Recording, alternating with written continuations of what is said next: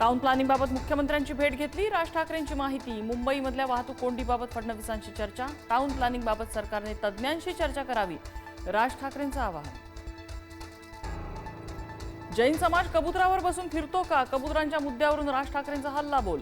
माणसांपेक्षा कबुतर महत्त्वाची आहेत का? राज ठाकरेंचा प्रश्न। बेस्ट पतपेढीची निवडणूक हा खूप छोटा विषय, राज ठाकरेंची प्रतिक्रिया।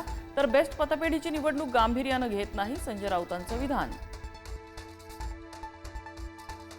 नाशिकच्या कुंभमेळ्यावरून महायुतीतच धुसफूस, भाजपकडून सिंहस्थासाठीचा 24,000 कोटींचा आराखडा।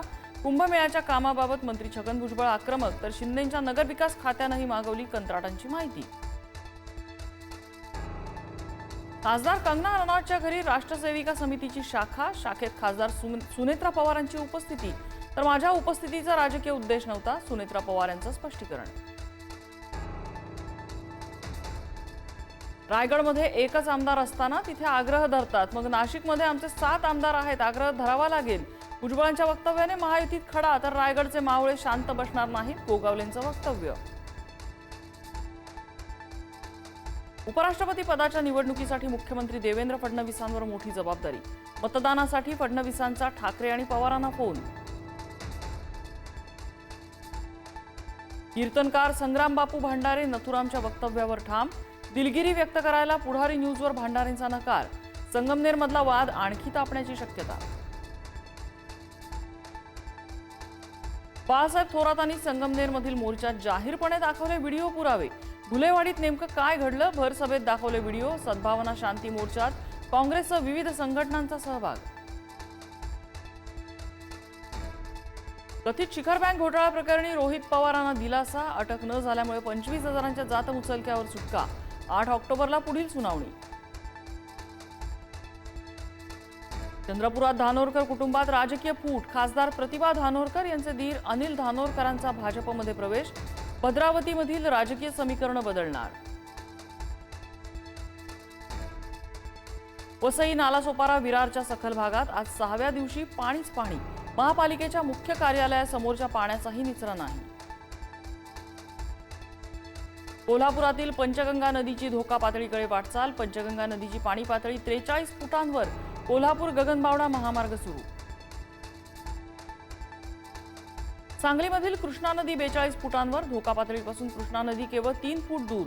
सांगलीतील अनेक भागात कृष्णेच्या पुराचं पाणी शिरलं, 150 कुटुंबांचं स्थलांतर।